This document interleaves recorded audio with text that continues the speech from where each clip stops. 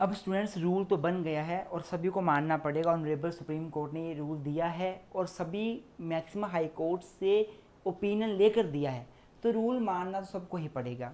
देखिए, जो लोग अभी एलएलबी करना शुरू कर रहे हैं, जो लोग एलएलबी के लास्ट ईयर में हैं, एलएलबी पास आउट करने वाले हैं, इस साल पास आउट होने वाले हैं, तो अब आपको 3-4 बातें ध्यान में रखनी है। सबसे पहले सभी को नमस्ते स्टूडेंट्स। आज की इस वीडियो में हम लोगों ने 3 साल का जो rule mandatory practice rules honourable supreme court ने डिसाइड किया है, मैंडेट किया है, उसके रिगार्डिंग कुछ डिस्कस करना है हम लोगों ने। और साथ में ही ऑल इंडिया बार एग्जामिनेशन की इंपॉर्टेंस क्यों यहाँ पे बढ़ गई है वो जानेंगे। तो आइए दोस्तों, आज की वीडियो शुरू करते हैं।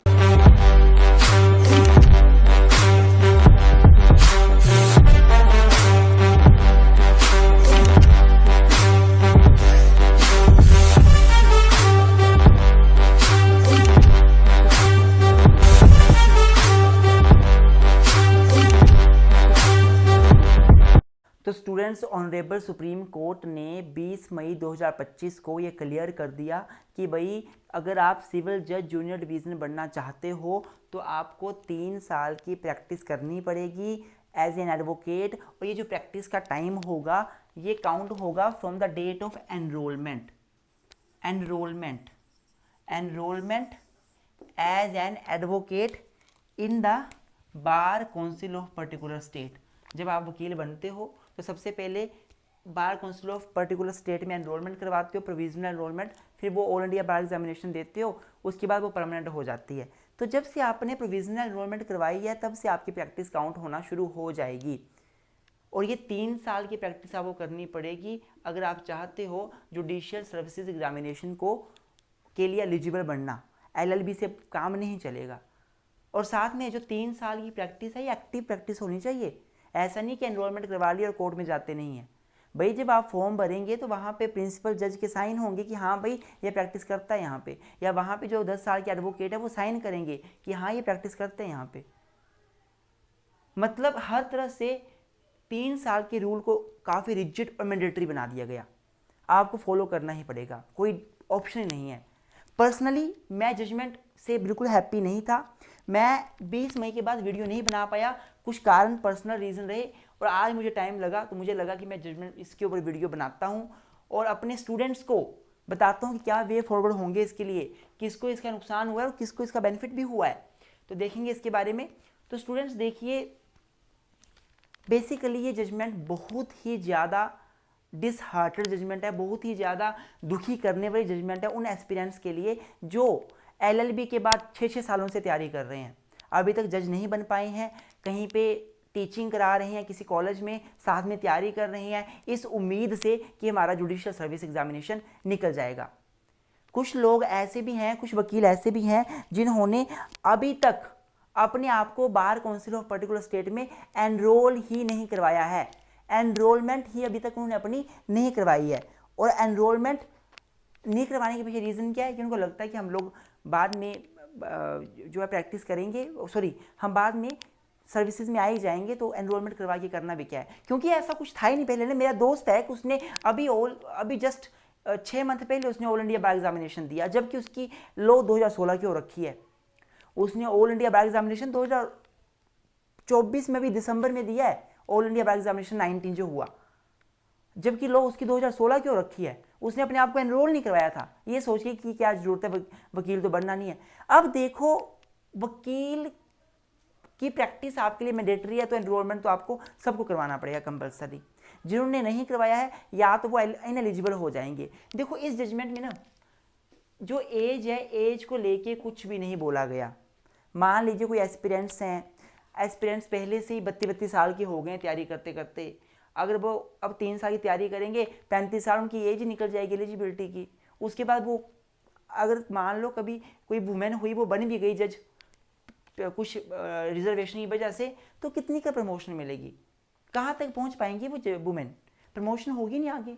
बस सिविल जज से जीएमआईसी तक ही जा पाएंगे, जुडिशियल मजिस्ट्रेट फर्स्ट क्लास या सीजीएम चले गए बढ़िया, बहुत मुश्किल है। तो ये जो रूल है वो कहीं ना कहीं बहुत ज़्यादा नेगेटिव रूल है उन लोगों के लिए जो काफ़ी टाइम से तैयारी कर रहे थे, एनरोलमेंट करवाई नहीं थी, ऑल इंडिया बार एग्जामिनेशन कभी दिया नहीं और बस तैयारी के सहारे बैठे थे और अब उनके सपने टूटने वाले हैं। देखिए ये कोई रूल कोई नया रूल नहीं है, आज का रूल है। आज तो 2025 में ऑनरेबल सुप्रीम कोर्ट ने बोल दिया कि प्रैक्टिस मैंडेटरी है, मैंडेटरी है। इससे पहले 2002 में सुप्रीम कोर्ट ने बोला था कि प्रैक्टिस मैंडेटरी नहीं है और इससे पहले 1993 में सुप्रीम कोर्ट ने बोला था मैंडेटरी है। मतलब 1993 से लेकर 2002 तक का जो टाइम था, इस दौरान प्रैक्टिस करना मैंडेटरी थी 3 साल का, तभी आप एलिजिबल हो पाते थे एडवोकेट, तो आप तभी आप एलिजिबल हो पाते थे जज का एग्ज़ाम देने के लिए। 2002 से 2025 तक जो टाइम था, इस दौरान प्रैक्टिस मैंडेटरी नहीं थी। आप बिना किसी प्रैक्टिस की रिक्वायरमेंट के डायरेक्ट आप सिविल जज का एग्ज़ाम दे सकते थे और आप जज बन सकते थे। तभी आपने खबरें सुनी है 22 साल का बच्चा जज बन गया, 24 साल का पर्सन जज बन गया।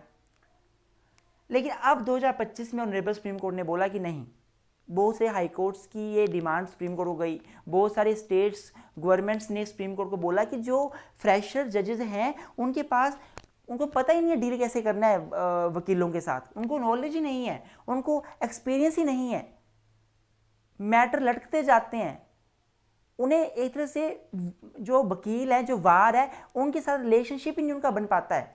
तो आप 3 साल की प्रैक्टिस को मैंडेटरी कर दो और ऑनरेबल सुप्रीम कोर्ट ने सभी कोर्ट्स के इस डिसीजन को ध्यान में देते हुए, इस रिकमेंडेशन को ध्यान में देखते हुए इस बात को कंपलसरी कर दिया कि भाई सबको प्रैक्टिस अब होनी चाहिए, तभी आप एलिजिबल होंगे जज बनने के लिए। रिव्यू पिटीशन फाइल कर सकते हैं इसकी, हो सकता है कुछ ऑर्गेनाइजेशंस ने फाइल करी भी हो और डेफिनेटली अगर फाइल करेंगे कोर्ट देखेगा, हो सकता है एक बार एक विचार करें, क्योंकि पहले भी प्रैक्टिसेस चेंज हुई हैं तो चेंज तो हो सकता है, इसमें कोई बड़ी बात नहीं है। मैं पर्सनली मानता हूँ चेंज होना चाहिए। देखिए हमारी गवर्नमेंट के 3 ऑर्गन हैं, एक है लेजिस्लेचर, एक है एग्जीक्यूटिव, एक है जुडिशरी। लेजिस्लेचर छोड़ ही दो, कोई एलिजिबिलिटी है ही नहीं एज के सिवाय, कोई एजुकेशन की एलिजिबिलिटी नहीं है, कोई भी मंत्री बन सकता है, कोई भी अच्छा आगे एमएलए एमपी बन के गवर्नमेंट में आ सकता है, कोई एलिजिबिलिटी है ही नहीं, यहाँ तो छोड़ ही दो इनको, है ना, क्योंकि है ही नहीं किसी कोई एलिजिबिलिटी स्कीम की बात हम नहीं करेंगे।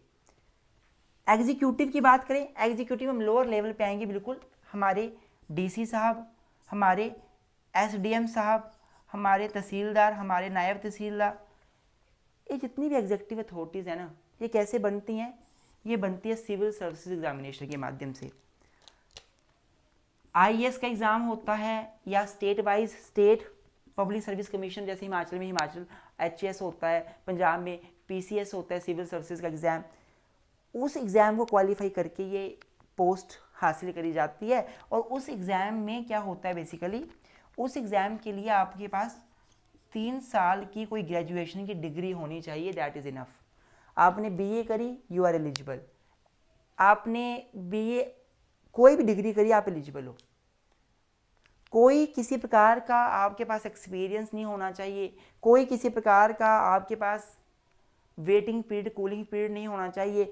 आप डायरेक्ट आफ्टर योर ग्रेजुएशन, ये लोग लोगों से डील करते हैं, ये सारी लोग जो हैं वो बड़े बड़े डिसीजन भी लेते हैं, रिवेन्यू की हियरिंग सुनते हैं, न्यूसेंस के केसेस को देखते हैं, बट इनके लिए कोई ऐसी रिक्वायरमेंट नहीं है। केवल 3 साल ग्रेजुएशन करिए, उसके बाद क्वालिफाई करिए एग्ज़ाम, आप एलिजिबल बन गए हैं 3 साल के बाद। लेकिन जुडिशियल सर्विसेज में बात करी जाए, सुप्रीम कोर्ट सबसे ऊपर, हाई कोर्ट उसके बाद, डिस्ट्रिक्ट कोर्ट उसके बाद, मजिस्ट्रेट के लोअर कोर्ट्स उसके बाद, और मजिस्ट्रेट में भी चीफ जुडिशियल मजिस्ट्रेट सबसे पहले, जुडिशियल मजिस्ट्रेट फर्स्ट क्लास उसके बाद, जुडिशियल मजिस्ट्रेट सेकंड क्लास उसके बाद। मैं जुडिशियल मजिस्ट्रेट बोल रहा हूँ, सिविल मैटर में सिविल जज, जूनियर डिवीज़न सिविल जज, सीनियर डिवीज़न ऐसा होगा। हमारे जुडिशियल बीइंग में केवल ये वाला जज बनने के लिए सुप्रीम को जज छोड़ दो, हाई को जज छोड़ दो, डिस्ट्रिक्ट को जज छोड़ दो, मजिस्ट्रेट में भी सीजीएम को छोड़ दो, जीएमआईसी को भी छोड़ दो।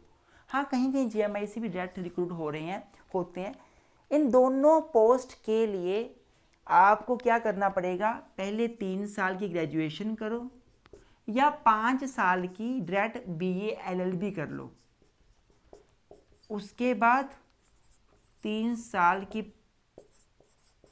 प्रैक्टिस करो कोर्ट में, उसके बाद जाके आप एलिजिबल हो पाएंगे एक वकील, एक जज बनने के लिए। वो भी कौन से जज, जूनियर डिवीज़न। यहाँ पे तहसीलदार, नायब तहसीलदार बनने के लिए कोई भी प्रैक्टिस नहीं है किसी प्रकार की, यहाँ पे है।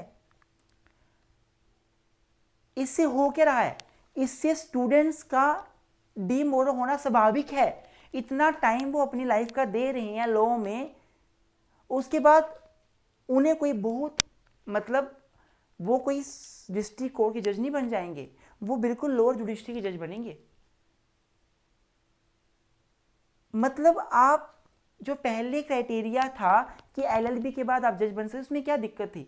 अगर आपको लगता था कि भाई प्रैक्टिस जरूरी है, या आपको लगता था कि भाई वकील और एडवोकेट और जज का आपस में रिलेशन अच्छे से नहीं बन पा रहा है, या बार के साथ जज अच्छे से बातचीत नहीं कर पा रहे हैं, तो आप उनकी ट्रेनिंग बढ़ा देते। आप प्रैक्टिस करनी है तो आप 1 या 1.5 साल की प्रैक्टिस कर दो, 3 साल की प्रैक्टिस करो। 3 साल की प्रैक्टिस में जो लोग प्रैक्टिस में इन्वॉल्व हो जाएंगे, बंदे पढ़ेंगे कब? मैंडेटरी प्रैक्टिस है, कंपल्सरी प्रैक्टिस है, हर वक्त आपको कोर्ट में जाना पड़ेगा, 9 से 5 माह टाइम देना पड़ेगा आपको। अगर एक्चुअल में प्रैक्टिस का सर्टिफिकेट लेना है तो वहाँ पे प्रिंसिपल जज तभी साइन करेंगे जब आप वहाँ पे काम करेंगे प्रॉपर, तभी तो साइन करेंगे वो। तो आप देखो कि इतना ज़्यादा जब आप इन्वॉल्व रहेंगे कोर्ट में, केसेस में, तो आप तैयारी कब करेंगे? अब इसके बाद इसमें ड्रॉबैक आगे क्या आने वाला है, देखो ध्यान से। कुछ लोग सोचेंगे कि हम लोग तो ठीक है अपनी चलती है, जाके वकालतनामा साइन कर देंगे और अपनी तैयारी करते रहेंगे, कोई दिक्कत नहीं है ना। कुछ लोग ऐसा भी सोचेंगे, मन में सोच रहे होंगे कि क्या प्रॉब्लम है, वकालतनामा साइन कर देंगे जाकर और अपनी तैयारी करते रहेंगे। 3 साल की बात तो बात है, 3 साल तो वैसे गुजर जाते हैं प्रैक्टिस तैयारी करते करते। ठीक है, मान लीजिए आपने 3 साल वकालतनामा साइन कर दिए, आपने फॉर्म भर दिया, आप एलिजिबल भी बन गए। जब आप प्री क्लियर करेंगे, आप कर लेंगे, मान लीजिए तैयारी करी आपने, मेंस क्लियर करेंगे, आप कर लेंगे, तैयारी करी आपने। जब आपका इंटरव्यू आएगा ना, तो आप लोग बहुत फंस जाओगे इंटरव्यू में, क्योंकि 3 साल की प्रैक्टिस करके आए हो जज बनने आप। इंटरव्यू में आपसे क्वेश्चन ऐसे ऐसे पूछे जाएंगे जो प्रैक्टिकल होंगे, प्रोसीजरल होंगे, और जज जो इंटरव्यू पैनल होगा वो सोचेगा ये पर्सन तो 3 साल की प्रैक्टिस करके आया, इसके साथ तो प्रैक्टिकल क्वेश्चन पूछो, रियल लाइफ के क्वेश्चन पूछो, प्रोसीजरल क्वेश्चन पूछो, फंसाओ इनको। एक्चुअल होता कैसे है, जजमेंट कैसे लिखेंगे प्रॉपर तरीके से, आप कैसे प्रोसीजर फॉलो करेंगे इस केस में। आपको यहाँ पे काफ़ी टफ इंटरव्यू रहने वाला है आई थिंक, क्योंकि ऑब्वियस सी बात है इंटरव्यू तो टफ हो गया होगा जब आप प्रैक्टिस 3 साल करके आए हो तो ये भी इसका ड्रॉबैक रहने वाला है। तो स्टूडेंट्स कहीं ना कहीं जजमेंट अगेंस्ट तो है, लेकिन हम इस जजमेंट को केवल देखकर अपने ड्रीम को छोड़ दें ऐसा तो नहीं होगा। अब स्टूडेंट्स रूल तो बन गया है और सभी को मानना पड़ेगा। ऑनरेबल सुप्रीम कोर्ट ने ये रूल दिया है और सभी मैक्सिमम हाई कोर्ट से ओपिनियन लेकर दिया है, तो रूल मानना तो सबको ही पड़ेगा। देखिए जो लोग अभी LLB करना शुरू कर रहे हैं, जो लोग LLB के लास्ट ईयर में हैं, LLB पास आउट करने वाले हैं, इस साल पास आउट होने वाले हैं, तो अब आपको 3-4 बातें ध्यान में रखनी है। सबसे पहली बात, जैसे ही आपके पास प्रोविजनल डिग्री आती है, आप अपने आप को एज एन एडवोकेट एनरोल करवा लीजिए। एनरोलमेंट अब आपको करवाना है, कंपलसरी है एनरोलमेंट। मत सोचना कि कोई बात नहीं बाद में देखेंगे, जब वकील बनना होगा एनरोलमेंट क्या करनी, एनरोलमेंट करवाइए। कोई ज़्यादा फीस भी नहीं है, फीस को लेके भी सुप्रीम कोर्ट ने काफ़ी कम फीस कर दी है पूरे बार काउंसिल ऑफ स्टेट्स की, तो एनरोलमेंट करवाइए पहले। दूसरा स्टेप जो है वो ऑल इंडिया बार एग्जामिनेशन है जो अभी होगा, ऑल इंडिया बार एग्जामिनेशन 20 होने वाला है अभी, इसको पक्का दीजिए। ये एग्जामिनेशन आपने देना ही देना है, कोई डाउट ही नहीं है कि हम देखेंगे बाद में। ये एग्जामिनेशन आपने अभी इसी बार क्वालिफाई करना है। इसके लिए मैं एक और वीडियो बनाऊंगा, पूरा बताऊंगा ऑल इंडिया बार एग्जामिनेशन के लिए। अगली वीडियो यही रहेगी हमारी कि ऑल इंडिया बार एग्जामिनेशन के बारे में पूरा डिटेल में क्या इसका महत्व है और क्या इंपॉर्टेंस अब इसकी बढ़ गई है। तो तो ये आपने एग्ज़ाम देना है, दूसरा आपने ये काम करना है। तीसरा काम है कि अभी एक सुप्रीम कोर्ट की जजमेंट आई है, मैं जजमेंट का नाम बताता हूँ। नाम है Karam Antil versus Delhi high court. Karam Antil KARMANTIL versus Delhi high court 10 April 2023, कुछ साल पहले जजमेंट है, जिसमें ऑनरेबल सुप्रीम कोर्ट ने बोला था कि अगर आप डिग्री ऑफ लॉ के बाद मास्टर डिग्री में एनरोल कर लेते हो तो आपका जो प्रैक्टिस होगा ना वो काउंट होगा।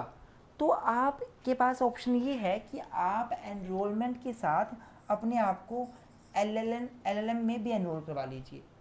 आपके पास LLM का टाइम भी होगा, LLM के दौरान आप थोड़ा सा और नॉलेज इन्हांस करेंगे अपना, और वैसे भी LLM वाले को तो ज़्यादा ही महत्व मिलता है as compared to BA LLB या LLB के वालों से जब जुडिशियल सर्विस एग्जामिनेशन की बात की जाती है। 3 साल जो आपको मिले हैं उसमें एनरोलमेंट करवा लीजिए, ऑल इंडिया बार एग्जामिनेशन क्वालिफाई कर लीजिए, LLM भी कर लीजिए, तैयारी साथ में रखिए, कोर्ट में जाते रहिए, वहाँ जाके वकालतनामा साइन करिए, वहाँ जाके थोड़े बहुत प्रोसीजर देखते रहिए, प्रैक्टिस करते रहिए।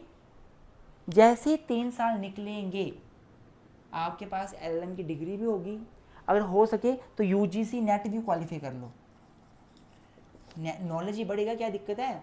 मेरे बहुत सारे दोस्त हैं UGC नेट JRF क्वालिफाई करी हुई है, उसके बाद साथ में जो है वो जुडिशियल सर्विस एग्जामिनेशन क्वालिफाई कर रहे हैं, प्री दे रहे हैं, मेन दे रहे हैं। मेरे दोस्त हैं, अपने बहुत सारे दोस्त हैं, तो ऐसा आप भी कर सकते हो, कोई ऐसी में दिक्कत वाली बात नहीं है। तो UGC नेट भी क्वालिफाई कर लो। आपके पास इस 3 साल का जो ड्यूरेशन है उसके दौरान अपना शेड्यूल बना लो कि मैंने ये सारे काम इस 3 साल में करने हैं। आपको 3 साल कब बीत जाएंगे पता ही नहीं चलेगा। 3 साल के बाद मास्टर्स भी होगी, 3 साल के बाद UGC नेट भी होगा, 3 साल के बाद वकील के रूप में एक्सपीरियंस भी होगा कहीं। और इस 3 साल के दौरान ना जो लॉ क्लर्क के एग्ज़ाम्स होते हैं या जो आपके एग्जीक्यूटिव ट्रेनिंग के एग्ज़ाम होते हैं जहाँ पे कोई एक्सपीरियंस नहीं मांगते, वो देते रहो आप। कहीं कहीं पे APO के एग्ज़ाम होते हैं, वहाँ पे प्रैक्टिस नहीं मांगते, वो देते रहो आप साथ साथ में। 3 साल तो आप पॉलिश हो जाओगे, एग्ज़ाम भी दीजिए, तैयारी भी कीजिए, कोर्ट में भी जाइए, अपने आप को इतना बिजी कर दीजिए कि बुरी कामों की तरफ ध्यान जाए ना, अपने आप को अपनी एजुकेशन में इन्वॉल्व कर लीजिए। कैसे 3 साल बीतेंगे आपको पता ही नहीं चलेगा। और साथ में हमारा ऑल इंडिया बार एग्जामिनेशन का कोर्स है, वो आप बाय कर सकते हैं आराम से। वो कोर्स आप अपने हिसाब से जब मर्जी देखो, रिकॉर्डेड कोर्स है। इस कोर्स को बाय करने के लिए आप हमें हमारे व्हाट्सएप नंबर पे मैसेज कीजिए। हमारे व्हाट्सएप नंबर 9816634276 या 9816492276, इस पर मैसेज कीजिए। हम आपकी हेल्प करेंगे, हम आपकी मास्टर्स में हेल्प करेंगे, UGC नेट में हेल्प करेंगे, ऑल इंडिया बार एग्जामिनेशन में हेल्प करेंगे, हम आपका जुडिशियल सर्विसेज एग्जामिनेशन में भी हेल्प करेंगे। 3 साल का टाइम है आपके पास। वैसे भी लोग तैयारी करते करते 5-5, 6-6 साल लगा देते हैं। अब तो 3 साल मैंडेटरी रिक्वायरमेंट है, बस और क्या है, कोई दिक्कत थोड़ी ना है। तो वैसे तो जजमेंट ये जो अभी तैयारी कर रहे हैं काफ़ी टाइम से, 5-5, 6-6 साल हो गए, उनकी जजमेंट काफ़ी बुरी है। पर जो अभी एडवोकेट बनने ही लगे हैं, अभी वकालत ख़त्म होने लगी है, उनकी LLB ख़त्म होने लगी है स्टडी उनकी, उनके लिए जजमेंट अच्छी भी है। एक लाइन, एक दूर, एक लंबी सोच उनकी यहाँ पे तैयार हो जाएगी कि मैंने 3 सालों में आगे करना क्या है। अगली वीडियो में आपको ऑल इंडिया बार एग्जामिनेशन के बारे में सारा बताऊंगा। ये बहुत महत्वपूर्ण वीडियो रहने वाली है, इसको जरूर देखें। ये वीडियो हर व्यक्ति के लिए ज़रूरी है जिसने अभी रिसेंटली अपनी LLB BA LLB pass out करी है या उसके एग्जाम्स दिए हैं और रिजल्ट आने वाला है। तब तक अपना ध्यान रखिए, बने रहिए। कोई भी डाउट हो कमेंट सेक्शन में, कमेंट बॉक्स में आप मैसेज कर सकते हैं। Thank you so much, keep supporting us.